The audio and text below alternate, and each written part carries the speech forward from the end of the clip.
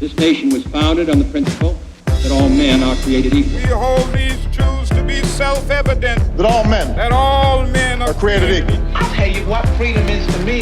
No fear. I mean, really, no fear.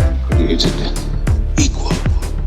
From WDET in Detroit, this is Created Equal.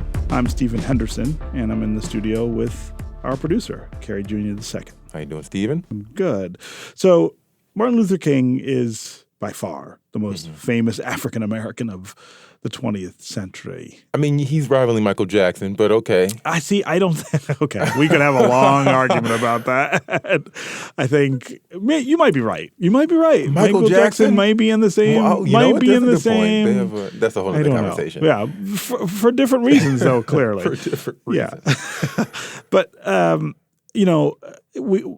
one of the things I've always thought about King is that there hasn't been the sort of exposition of his life in book form as much as you would think there would be. There are some really good examples of those books, but I would have thought that nearly 50 years after his death, there would have been many, many more. Okay. But recently, Jonathan Eig, who was a sports reporter for a long time and has kind of turned into a different kind of journalist, wrote a biography of Martin Luther King in 2023. Really, really interesting. It's called King, A Life, and it is much more focused on King the person and where those personal traits come from than other biographies. And Jonathan won the Pulitzer Prize this spring for that work. And that made me think of David Garrow, who was another King biographer who wrote his in the 1980s about King and also won the Pulitzer Prize. Right. Well, just to respond really quickly, to me, once you have a biography, I would imagine, okay, now we have the story that we need to understand this person in their life. Yes. The fact that they both wrote these, was it 30 or so years apart? Yes. Both won Pulitzers from it, I think tells a bit about how we have to always be updating and evolving. The story moves. The story keeps moving. Yeah. So, I started to think about how differently they had to have gone about that work. Yeah. And they, of course, come up with very different products. There's also another very important volume about King's life, Parting the Waters, which is written by historian Taylor Branch. It's less of a biography than these two. It's really more about the civil rights movement. But I thought it would be really interesting to talk with David Garrow and Jonathan Eig about their work, about these two volumes about King's life, how different they are, how different it would have been to prepare them, and what we know now about him because we have these two volumes separated by 35, almost 40 years.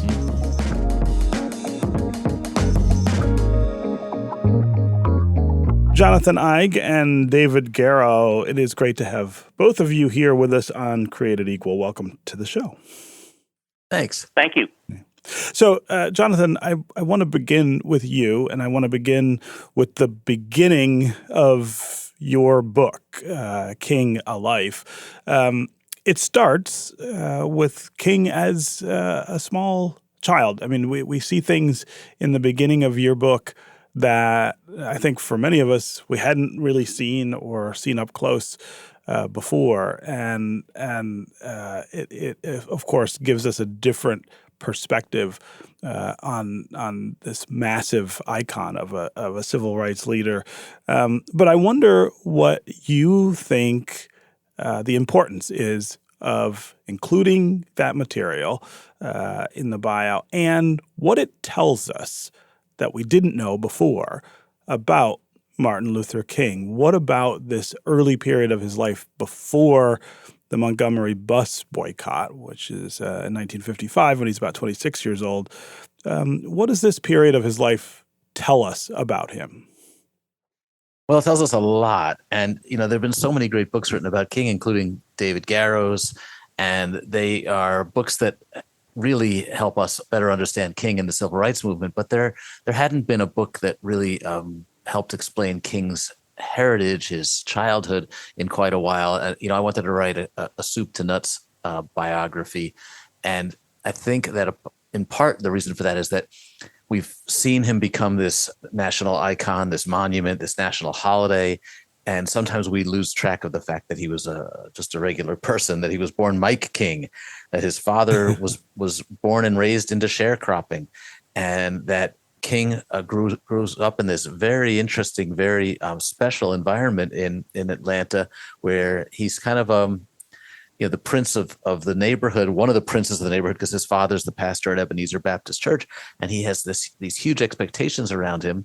And he's also this kid with incredible ambition. So it's worth knowing that he tried to sneak into kindergarten a year early. It's worth knowing that he was born Mike and had his name changed for him by his father and became Martin Luther King. It's worth knowing that this is a kid who, when he was 5, learned for the first time that he wasn't allowed to play with the kid across the street because he was white, and had to really face racism for the first time around that. So just understanding the demands his parents put on and the expectations, the fact that he was this really, curious, bright, ambitious kid from a very early age is part of the picture that we need to see. Yeah. And of course, much of what you put together in that early part of the book comes from an unpublished autobiography that his father wrote. Talk about finding that. Talk about the ability to include that material in the bio, which is something that other biographers, of course, to this point hadn't had.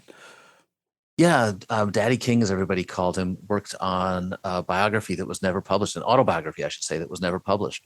And not only was that manuscript sitting in an archive that nobody knew that it was even there, but there were also the transcripts of the tapes he made while he worked on that. And that's just one of the many new discoveries. You'd think somebody as well known and well researched as Dr. King, that there wouldn't be much new to say, but there were lots of new archival discoveries, as well as the thousands of pages of FBI transcripts that have been recently released that David Garrow also has made great use of. Mm-hmm. So I think that the manuscript that for King's father was especially important because it really it was written before a book that he published later, so the insights were fresher, and it's really deeply personal. He talks about the fact that he wants his kids to be financially secure, like a lot of parents, he's not sure he wants them to go into the ministry because he's more concerned about their financial stability, like a lot of parents of that generation, who survived the Great Depression.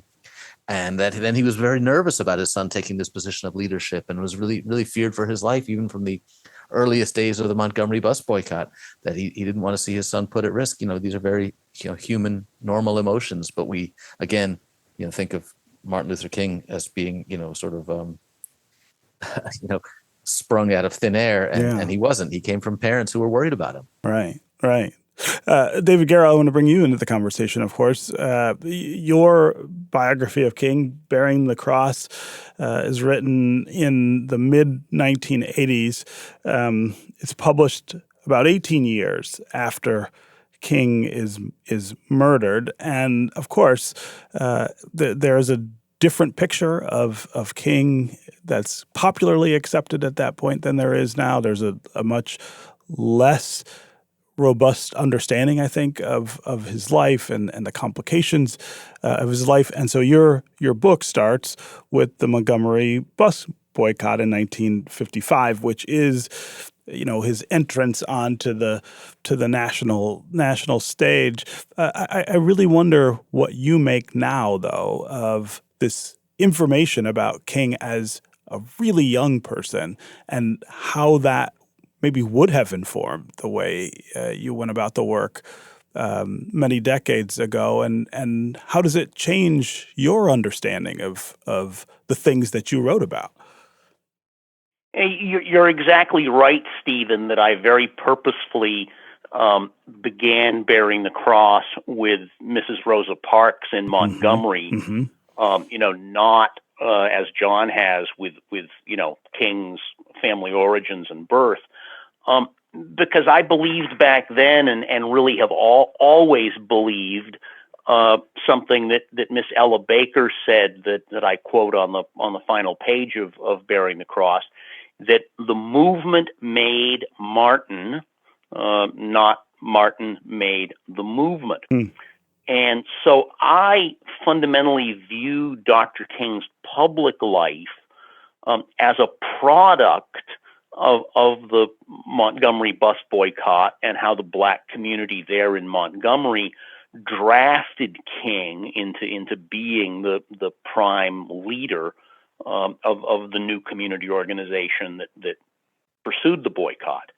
As I know John fully agrees, King was not someone who sought out a public leadership role. And indeed, as he became more and more famous through the years, he became more and more uncomfortable about this degree of celebrity and praise that was focused on him, and that he quite rightly felt was excessive. That the credit for the movement, should be understood as being shared far more broadly.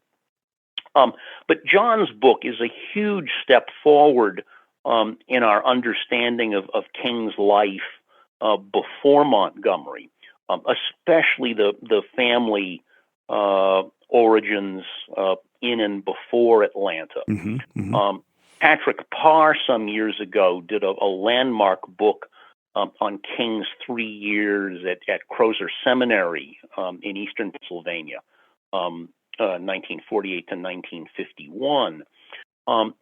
And both John and Patrick, thanks in part to, the internet, which did not exist in 1986, have been, were able to, discover not only resources, but in Patrick's case, some people, whom the technology of the 1980s, just didn't enable me to locate. David, I also am curious about the difference between who King was to America in the 1980s, which is really close to the time that he was alive and close to his murder. As I say, your book is published 18 years after he's killed, and who King is now, and I guess how the path of narrative and biography that unfolds over that time changes the way we think of him. Is he a different and fuller person now than he was when you were working on this book? Yes. I started meeting all the people whom I call King World in 1979. I first met Dorothy Cotton, who's a hugely important figure in King's life, in September of 79. I was only 26 years old then, and I was frankly too young to appreciate how close in time for older adults 1968 was. Right. Just 11 years, to a 23-year-old is one thing. 11 years to a, 55-year-old is something significantly different. So I had the benefit of having almost everyone who'd been involved in the movement with King still available to meet and talk with, from 79 up through 85. John has benefited tremendously from, and this will sound odd to anyone under the age of 40 or 45, we have so many newspapers, particularly old African-American newspapers, that are now digitized, and are easily searchable. In my era, you were looking at reels of microfilm on a microfilm reader, which induces nauseous headaches. Yeah, there's a bunch of and so people John, listening. There's a bunch of people listening who have no idea what word you just used. Oh yeah. Microfilm probably is. Yes, exactly right. Oh no, but I mean, John can talk about this better. But he found items that King as a teenager wrote for the Atlanta Daily World, the premier black paper there. Yeah. That not only Garrow but the King Papers project at Stanford had entirely missed. Yeah. Jonathan, in an interview, you compare your work to David's and, of course, to Taylor Branch's Parting the Waters, which is, of course, another standard bearer, I think, is probably the right term when it comes to thinking about King and the civil rights movement. And I kind of like the way you described it. You said that David and Taylor were telling a giant story with King at the center of it, and you were telling King's story with this giant story on the periphery of it. And I think that gets to just a fundamental difference of what lens, I guess, you're using to tell the story. You're really trying to unearth him in ways that I guess we hadn't before. Yeah, that's right. And I think these books complement each other really nicely in that way. And of course, I had the advantage of reading those books and working around That's a little them, bit of a cheat. which they didn't have. So I could also assume that readers, if they wanted the whole big history of the civil rights movement, would go to Garrow and Branch, and that I could write something different. I wanted to write a much more intimate portrait, one that made you hold your breath and cry when you get to the end. And I think it's fair to say that Garrow and Branch were not trying to do the same. I wanted to just, and part of it is a factor of time. We've lived with those books for a long time. We've lived with the King holiday. Mm-hmm. We've seen him turned into this sort of two-dimensional figure by many. We've seen his name and his words misused by politicians who are promoting policies that he would be horrified by. And I felt like it was time for a book that reminded us of his humanity, that he was flawed, that you don't have to be perfect to be a hero and to be as courageous as he was. And that it would just, it would be a book that would exist in a different space than some of those that had come before. Yeah. Okay, we're going to take a quick break, and when we come back, we are going to continue this conversation with Jonathan Eig and David Garrow, two authors of biographies of Martin Luther King, both Pulitzer Prize winners. We'll be right back with more Created Equal.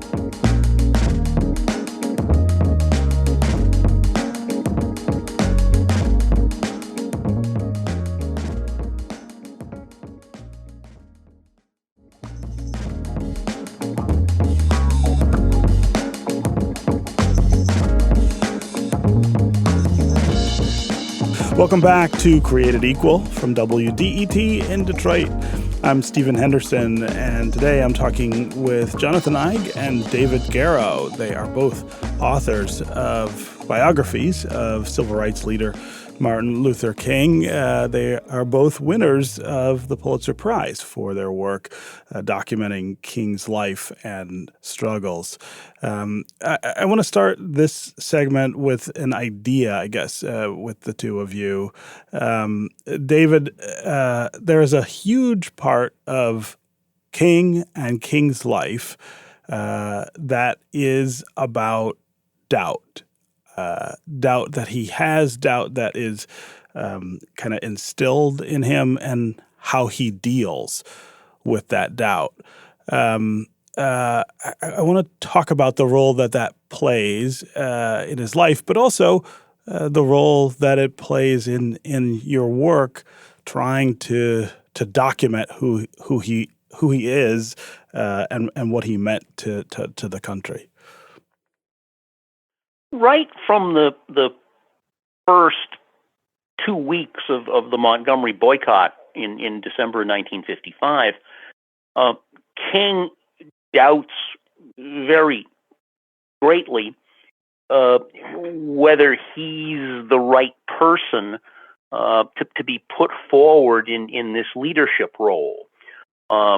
he views it, and certainly in retrospect, very consciously views it as a sort of historical accident that, he, rather than Ralph Abernathy or someone else, ended up in this role.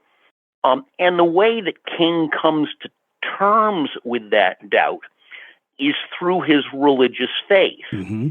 What my dear friend, the late Jim Cone, James H. Cone, C-O-N-E, what Jim and I back in the early 80s started calling the vision in the kitchen of the parsonage there in Montgomery, 309 South Jackson Street, where King had a sort of crisis of faith late one night when he and his family are being deluged with racist hate phone calls. Mm-hmm. And King feels the voice of God telling him to be strong, to go forward, and it's his whole upbringing to that point in the church, as John talked about earlier, and his family's deep roots in the church. So it's a sort of concomitance of his family history that allows him, reluctantly, unwillingly, to have the strength to go forward in this role that he didn't at all seek and oftentimes, frankly, did not enjoy. Mm-hmm. And there are things that happen to him that I think accelerate or maybe enhance that doubt. David, you've spent a lot of time in the FBI's files, which are, of course, voluminous, about King and what he was doing and what was happening to him. Talk about those external forces, including the FBI, that sow this kind of doubt and concern that he had. The FBI begins wiretapping King's closest advisor, Stan Levison, in New York in 1962.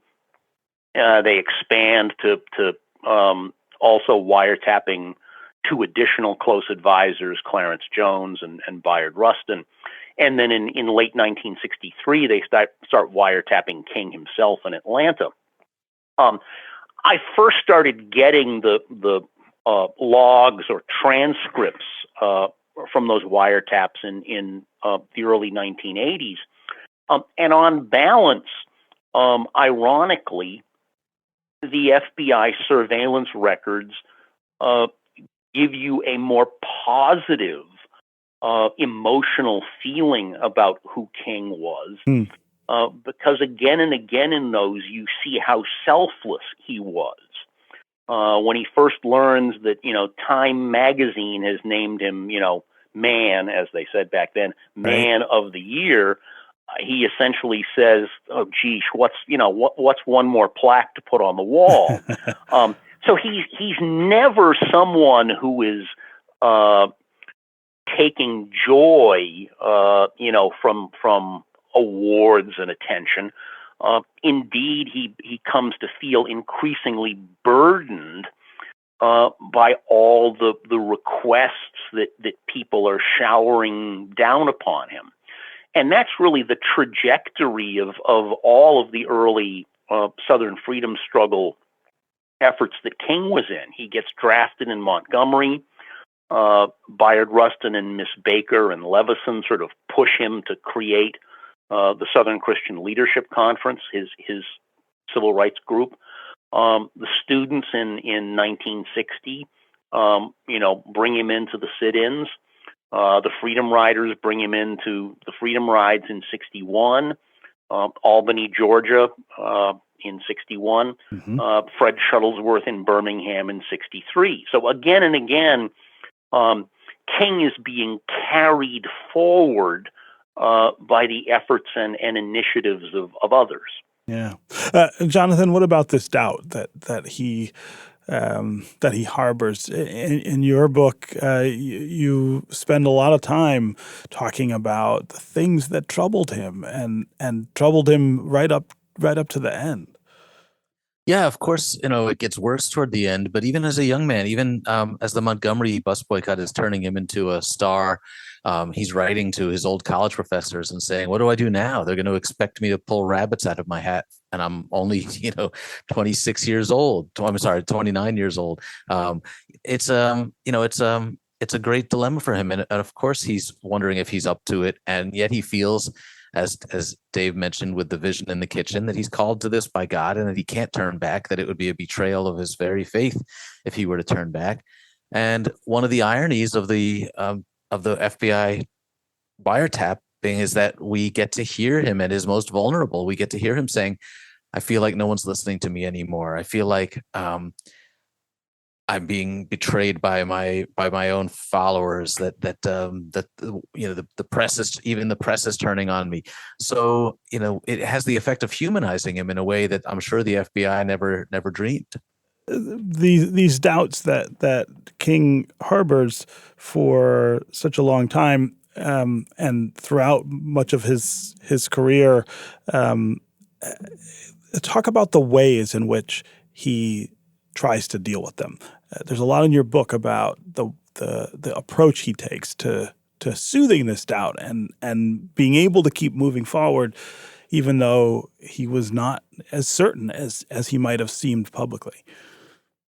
Well, I think he had a great number of people around him who helped him overcome his doubts, beginning with Coretta Scott King, of course, who was not just the wife who stayed home and took care of the kids, but was a real moral lantern for him, leading the way and reminding him that she was in this with him. That doesn't mean their marriage was perfect. He had other women as well, but Coretta played a very important role. He had great group of advisors, and he had a whole nation of people that he felt were looking into him, that were counting on him, and that he felt a great sense of responsibility not to let those people down. And he talked about the feelings of that burden, but he also felt like it was an awesome responsibility. He said over and over again that his activism was an outgrowth of his ministry, and that he felt a duty and a responsibility and a privilege to be a pastor to not just his congregation, but to the world. Yeah. David, in your book, we start in 1955 in Montgomery and go forward from there. Talk about how King changes over that period, the growth that we see in him in the book, as a leader, as somebody who is, thinking so deeply about what he's doing and what it means, and purposely changing some things to be able to lead in the way that he wanted to.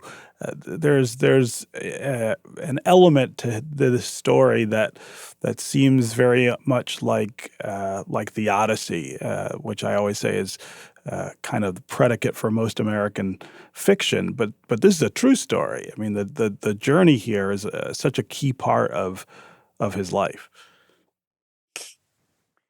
Throughout the early years of his involvement in the movement, King always believed that this would be a finite commitment, that at some uncertain time in the future, he'd be able to retire from this role and go back to being just a pastor or a college professor.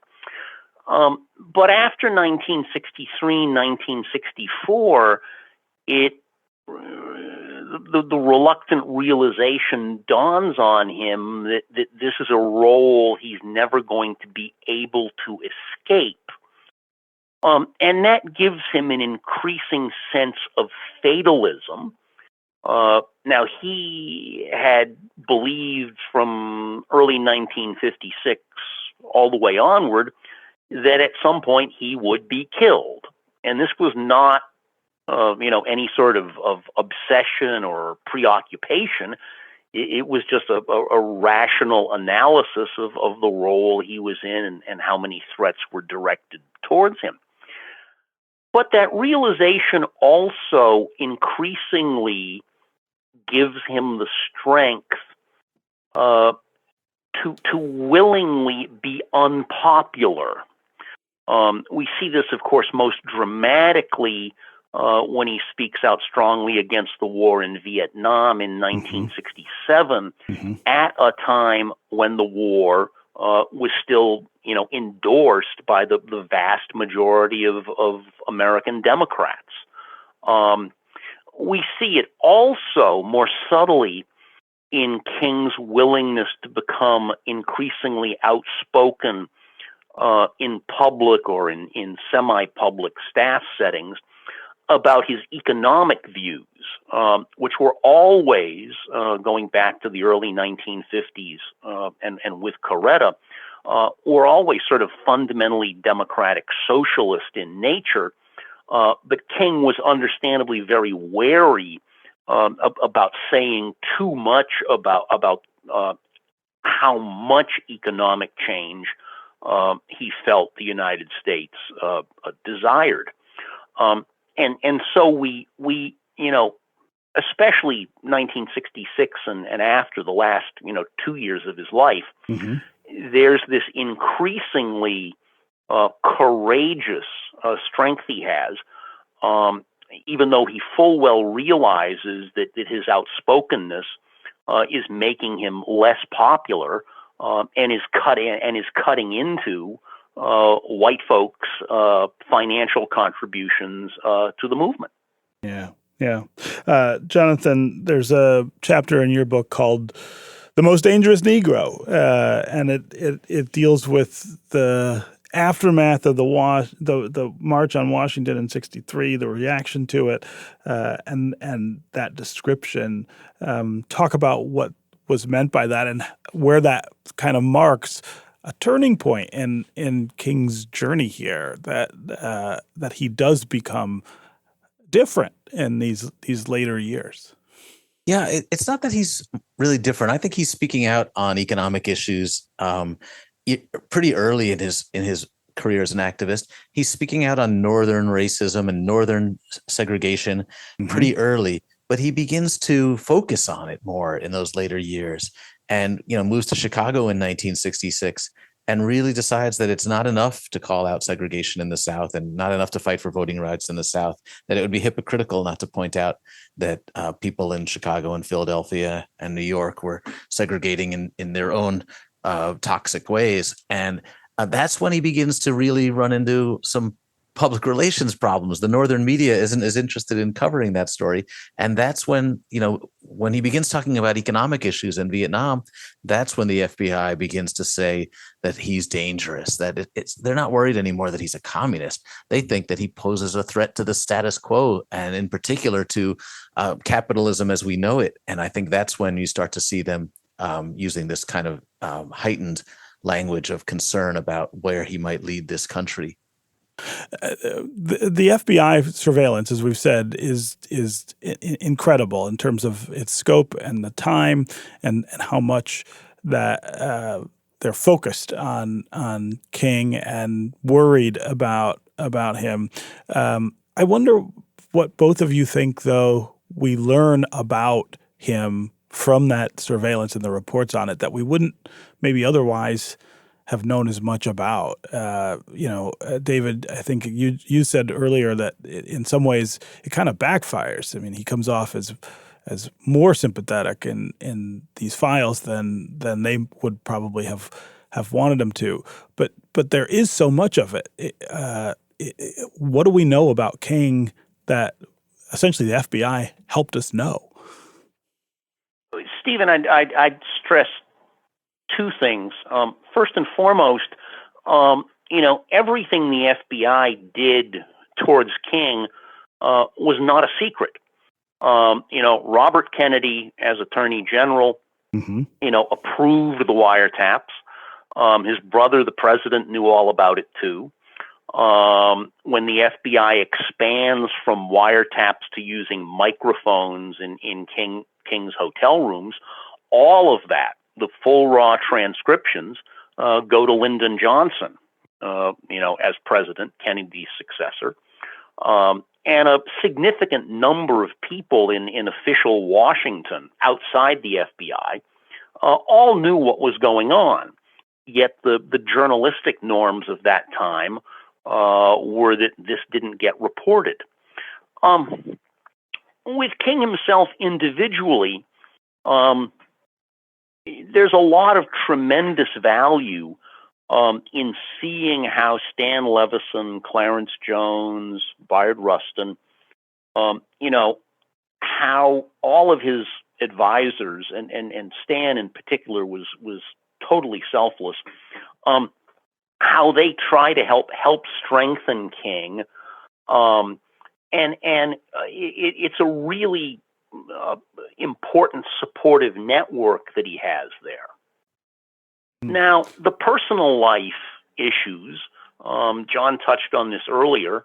There are, several dozen, women in King's life, just from 1963 to 1968, the most important of whom, by far, Dorothy Cotton, worked with him in SCLC in Atlanta.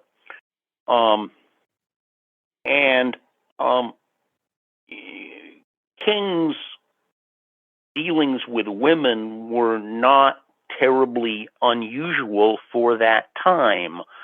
John Kennedy in the White House, as is very much out there on the public record, had a lot of similar issues or problems too.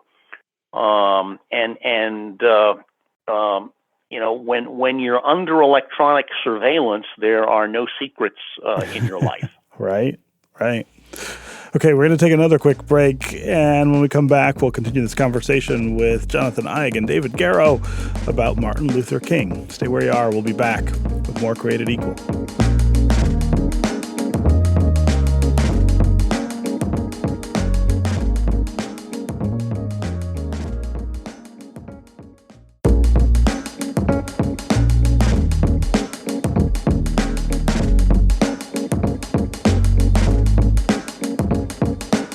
We're back with more Created Equal from WDET in Detroit. I'm Stephen Henderson, and I'm talking with David Garrow and Jonathan Eig, two biographers of Martin Luther King. David Garrow's Bearing the Cross was published in 1986. Jonathan Eig's King, A Life was published in 2023.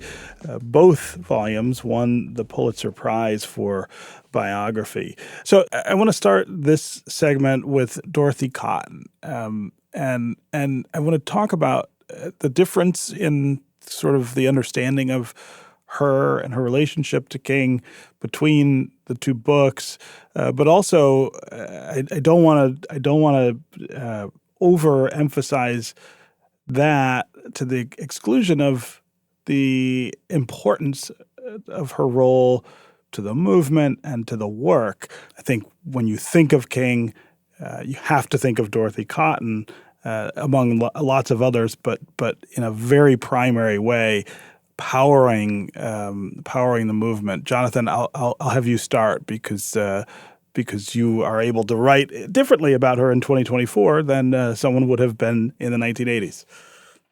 That's right. On the most personal level, we can now acknowledge the fact that Dorothy Cotton was a hugely important person in King's life, that often when he came home from his travels, he would go to see her before he went home to see his wife and kids. And there were people in the movement who knew and thought of her as being almost a second wife in many ways, that she provided just a huge level of comfort and understanding and affection for King, who was under, of course, enormous pressure all of his life.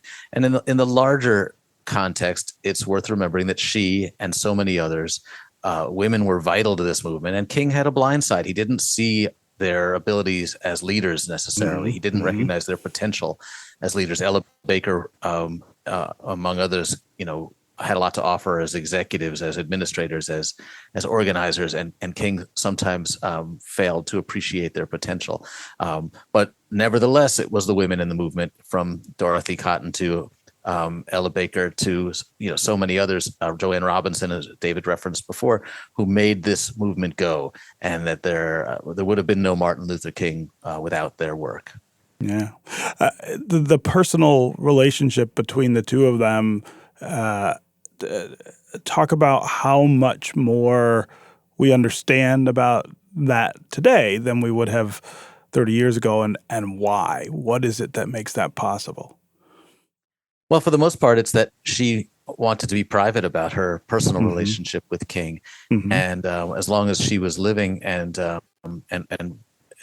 preferred to be private, we scholars in the field, and David can speak to this, protected her privacy, and she told friends about her relationship with King, and of course, everybody in the movement knew about it. But she did not want it to be public. She did not want to be known as simply as she was. She was worried, I think, that she would be known simply as his great love, as one of his loves, but not as the great activist that she was. So exactly, if I may chime in. Yeah, go ahead. I mean, Dorothy was an immensely warm, effervescent person. But she nonetheless made it very clear that she did not want to be pigeonholed. And so neither in Bearing the Cross nor in my earlier book from 1981 on the FBI's pursuit of King did I explicitly identify Dorothy's full role in King's life, though it's there in ways that most people reading it could understand. Right. And as John said, that was entirely because Dorothy herself did not want that to become the sort of controlling public narrative. To me, Stephen, especially in those last 3 or 4 years, Dorothy's emotional sustenance for King, as he comes under more and more public stress and strain, is really centrally important in King's life. Now, as John knows too, they had a fight in Memphis the night of April 3rd, and Dorothy left and flew back to Atlanta on the 4th. And when she lands at Hartsfield, she learns that Doc has been killed. And so Dorothy had to live with that burden, privately for decades. Wow. I do want to talk about the role that King plays in America, both before and now. I think there's something really interesting about a near 40-year stretch between these two books and who King was to America in the 1980s and who King is to America in 2024. Jonathan, I'm gonna start with you because your volume is the most recent look at King's life. But give me a sense of how much you think he has changed to us over that time. I mean, he has been gone a long time now, but people have been writing about him since he left, and I wonder what you make of what Americans feel or know or understand about King today that maybe they didn't 30 or 40 years ago. Well, one thing we've seen happen in the last 25, 30 years since the creation of the national holiday is we've seen King's message watered down. We've been offered the opportunity, and we've seized on the opportunity of embracing the parts of his message that make us most comfortable. So we talk about the dream, and we talk about judging people by the content of their character and not the color of their skin, without recognizing that in the first half of that same famous speech, the I Have a Dream speech, he talked about things like police brutality and income inequality, and that if he was speaking at the March on Washington for jobs and freedom. Yes. So some people who I interviewed, some of King's closest friends, wondered sometimes if the government did it on purpose, if they knew that by honoring King with this national holiday, they would have the opportunity to de-radicalize him, to It would defang strip him. him of, yeah, that's really an interesting idea. I mean, I talk all the time about how he's become almost like a Christmas character in popular American narrative, that he is not, his ideas are not to be feared by the status quo or white America, but that they can be used to kind of quell Black agitation about what's going on in our country. That's right. And Harry Belafonte said, "We don't teach radical heroes in America. We don't teach radical history, even though radicalism is at the root of American history." And he encouraged us to read the first half of King's "I Have a Dream" speech, and not to let students off the hook only reading the second half. Yeah. Yeah. David, what do you see in terms of the change in who King is to us over that time? And again, going back to the time that you were writing about him, which is much closer to his death. I wish we had much, much more attention paid to the history of local level struggles. Now, Montgomery, thankfully, has really blossomed in people's understanding of that. Mrs. Joanne Robinson and the other women who really got the boycott started. But when we look at other places, Birmingham or Selma, even though those are very well-known names, there's no widespread public understanding of how incredibly courageous Fred Shuttlesworth was in Birmingham, that without Fred, what takes place there in '63 would just not have been possible. And King himself felt very much that way. So did Miss Baker. That they wished that all of this fame that is so highly concentrated on King, could be much more inclusively shared. I have one last question, and it may be an unfair question, but I'm going to ask it. You're two white guys writing about the most famous African American of the 20th century, and I struggled to think of a King biography of this magnitude that has yet to be written by an African American. And the other major biography that we referenced before is Taylor Branch's look at the civil rights movement, Parting the Waters. I wonder what you make of that. Why have we not seen an African American telling of this story at this level? David, I'll start with you.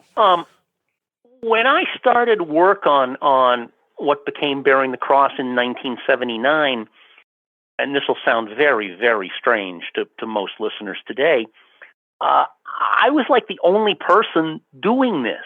I mean, there was astonishingly little interest in unearthing civil rights movement history really until Eyes on the Prize, the famous PBS documentary series in 1986. Yeah. Jonathan, why do you imagine we're not seeing this story told from an African American voice? Well, I would just first of all give a shout out, because we need to acknowledge that people like David Levering Lewis and Michael Eric Dyson and Tommy Shelby and Brandon Terry have written very well on Dr. King over the years. And in fact, David Levering Lewis did it before anyone else. Lawrence Dunbar Reddick wrote the first King biography, and it's a fabulous, really important work.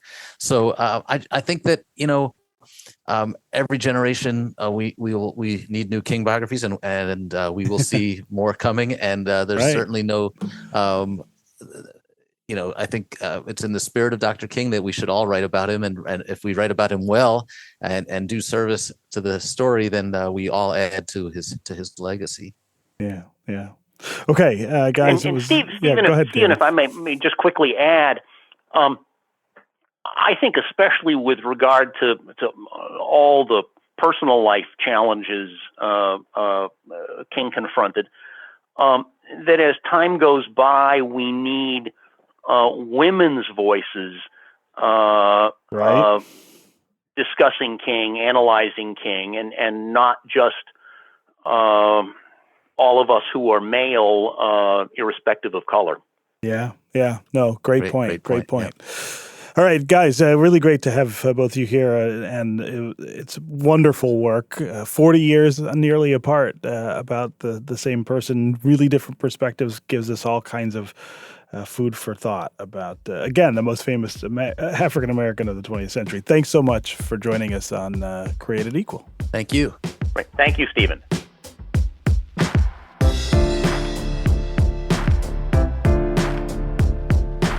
That'll do it for us on Created Equal. Be sure to listen to our recent episodes at WDET.org, and we would love if you would subscribe to our podcast, where you can leave us a rating or a review. Created Equal is produced by Carrie Jr. II and David Lyons. Our audio editing is done by Connor Anderson, and the music is by Sam Bobian.